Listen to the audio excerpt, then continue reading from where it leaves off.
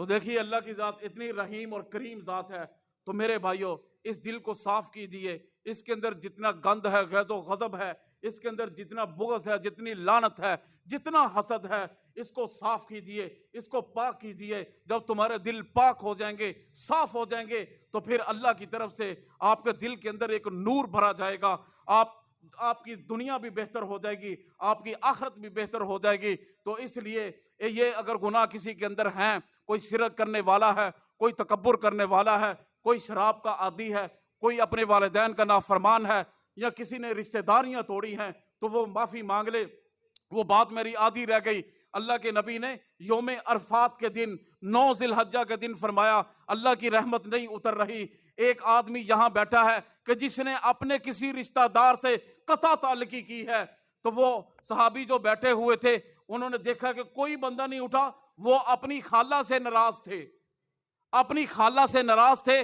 تو اللہ کے محبوب کیا کہہ رہے ہیں کہ وہ بندہ قطع تعلقی کرنے والا، رشتے داریاں توڑنے والا جس محفل میں ہوتا ہے وہاں اللہ کی رحمت نہیں اترتی. اب وہ صحابی وہاں سے اٹھے، فوراً اپنی خالہ کے گھر میں چلے گئے. اپنی خالہ سے جا کے کہا کہ خالہ میں تجھ سے اللہ کی رضا کے لیے معافی چاہتا ہوں، مجھے معاف کر دے. مجھ سے جو ناراضگی ہوئی، مجھ سے جو خطائیں ہوئی، اللہ کی رضا کے لیے معاف کر دے.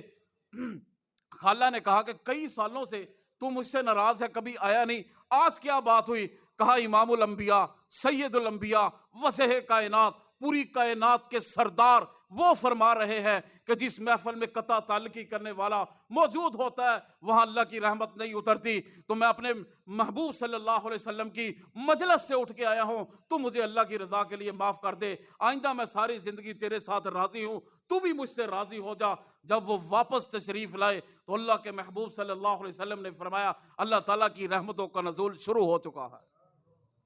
پوچھا تم کہاں گئے تھے؟ کہا یا رسول اللہ میری خالہ مجھ سے ناراض تھی، کئی سالوں سے آپ کا فرمان میں نے سنا ہے، میں اس سے صلح کر کے آیا ہوں، اس سے معافی مانگ کے آیا ہوں، اللہ کی رضا کے لیے میں بھی معاف کر آیا ہوں، میری خالہ نے مجھ کو معاف کر دیا. اللہ کے محبوب نے فرمایا کہ تیری اس معافی کے اوپر اللہ راضی ہو چکے ہیں اور اس کی رحمتوں کا نزول شروع ہو چکا ہے. تو اس لیے میرے بھائیوں یہ چھوٹی چھوٹی باتوں کے بڑے بڑے پتنگڑ نہیں بنانے. کوئی رشتہ توڑنا چاہتا ہے آپ اسے رشتہ جوڑنے کی بات کرو. کوئی آپ کو چھوڑنا چاہتا ہے آپ اس کے ساتھ تعلق مضبوط کرنے کی بات کرو. اللہ کی ذات آپ کا مقام اور مرتبہ اور بلند کر دے گی. اگر آپ اللہ کی رضا کے لیے کسی کے دروازے پہ معافی مانگنے کے لیے جاؤ گے، یہ نہیں دل میں خیال لانا کہ میں اگر معافی مانگوں گا تو میری شان میں کمی آ جائے گی.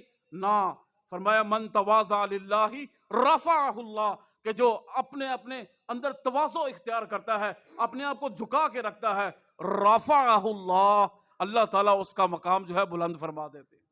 تو صاحب اس کے اوپر عمل کریں گے.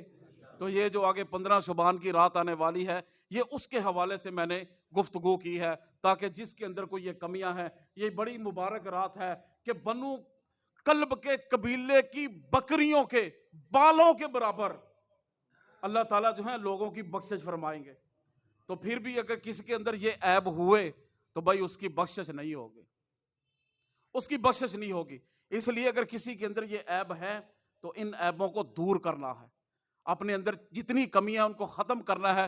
اللہ کی رضا کے لیے سب کو معاف کر دو، اللہ تعالیٰ کی ذات تمہارے اوپر راضی ہو جائے گی. جو کچھ کہا سنا اللہ اس پر عمل کرنے کی توفیق عطا فرمائے.